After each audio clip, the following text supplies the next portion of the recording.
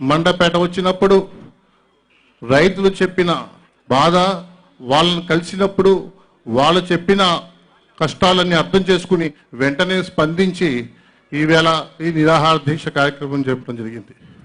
ఒక్కసారి చరిత్ర చూసుకుంటే 100 సంవత్సరాల క్రితం, సరిగ్గా 100 సంవత్సరాల క్రితం గాంధీ మహాత్ముడు భారతదేశంలో అన్ని ప్రాంతాలు తిరుగుతూ ఆయన ప్రజల కష్టాలు తెలుసుకుంటున్న సందర్భంలో బీహార్లో ఛత్తీస్గఢ్ అనే ఒక ఊరిలో రైతులు పడుతున్న కష్టాలు చూసి మొట్టమొదటిసారిగా భారతదేశంలో సత్యాగ్రహం అనే ఒక నినాదంతో ఒక ఉద్యమం నడిపారు.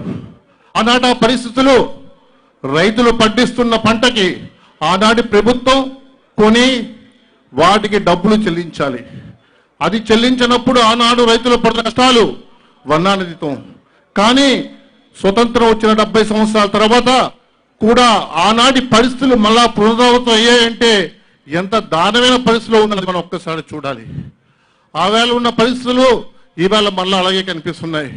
ఆయన రైతుల యొక్క కష్టాలు చూసి వెంటనే వాళ్ళకు కనీస మద్దతు ఇవ్వడం, వాళ్ళ పండించి ప్రభుత్వానికి అమ్మిన సరుకుకి 40 రోజులు కాకుండా ఇప్పటి వరకు ఇవ్వలేనందుకు వాటికి వెంటనే డబ్బు చెల్లించాలని చెప్పి ఆ వేళ సభాముఖంగా ప్రభుత్వాన్ని నిరోధిస్తే దాన్ని చాలా చులకనప్రాయంగా తీసుకోవడాన్ని తీవ్రంగా జనసేకులందరూ ఖండిస్తున్నాం. ఆయన స్పందించింది రైతుల కోసం, వ్యక్తిగతంగా కాదు, రాష్ట్రంలో ఉన్న 40 లక్షల మంది రైతు కుటుంబాల యొక్క కష్టాలు తీర్చడానికి ప్రభుత్వాన్ని కోరారు తప్ప, కానీ దాన్ని కూడా చులకనగా చూడడాన్ని మంచి పద్ధతి కాదని మీకు ఒక్కసారి తెలియజేస్తున్నా. ఈ రాష్ట్రంలో ఎన్నో సమస్యలు ఉన్నప్పటికీ ఆ సమస్యలు కనిపించకుండా వినిపించుకుంటున్న రాజకీయ వ్యవస్థ, రాజకీయ నాయకులు ఉన్న ఈ సమాజంలో ఏ చిన్న సమస్య అయినా, ఏ సమస్య కష్టమైనా ప్రజల గుండెల నుంచి వినిపిస్తూ వాటి పట్ల పోరాడుతున్న ఏకైక నాయకుడు రాష్ట్రంలో ఉన్నారంటే అని మన జనసేన అధినేత పవన్ కళ్యాణ్ అని చెప్పడంలో అతిశయోక్తి కాదు. ఆనాడు ఉద్దానం శ్రీకాకుళంలో సమస్య 60 సంవత్సరాలుగా ఉన్నప్పటికీ కూడా ఎవరి దృష్టికి పడలా. ఆ సమస్య పట్ల ఆయన స్పందించిన తీరు, ఆ సమస్యను హైలైట్ చేయడం, దానికోసం విదేశాల్లో ఉన్న డాక్టర్లతో సంప్రదించి దాని పరిష్కార మార్గాలను చూపించడం, ప్రభుత్వానికి సూచించి దానికోసం పోరాడడం, సమస్య పట్ల అర్థం చేసుకుని దానికి ఒక పరిష్కారం సూచించి ఆ సూచన తరపున పోరాడుతున్న నాయకుడు మన రాష్ట్రంలో, దేశంలో ఉన్న నాయకుడు పవన్ కళ్యాణ్ గారు.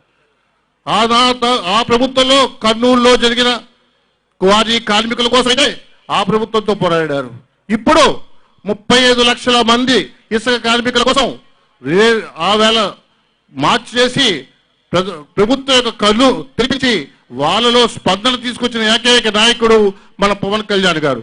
ఈవేళ కూడా రాష్ట్రంలో రైతుల తరపున పోరాడుతున్న మా నాయకుడికి సంఘీభావంగా మేమందరూ కూడా ఉన్నాం. ఆయన ఆచరణ శుద్ధిగా ఆయన ఆశయాలకి త్రికరణ శుద్ధిగా పాటిస్తూ వెనక నడవడానికి మేమందరూ ఉన్నాం. ఆయన నాయకత్వంలో పనిచేసే అవకాశం ఇచ్చినందుకు ధన్యవాదాలు తెలియజేసుకుంటూ మీ అందరూ కూడా ఈవేళ పవన్ కళ్యాణ్ గారితో పాటు మద్దతు ప్రకటిస్తూ రైతులు సంఘీభావం ప్రతినిధించేందుకు మరొక్కసారి కృతజ్ఞతలు తెలియజేసుకుంటూ ధన్యవాదాలు తెలియజేసుకుంటున్నాను.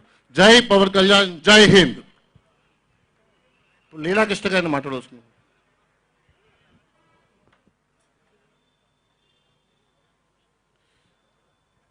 ఈరోజు మన గోదావరి జిల్లాలో రైతాంగ శ్రేయస్సు కోసం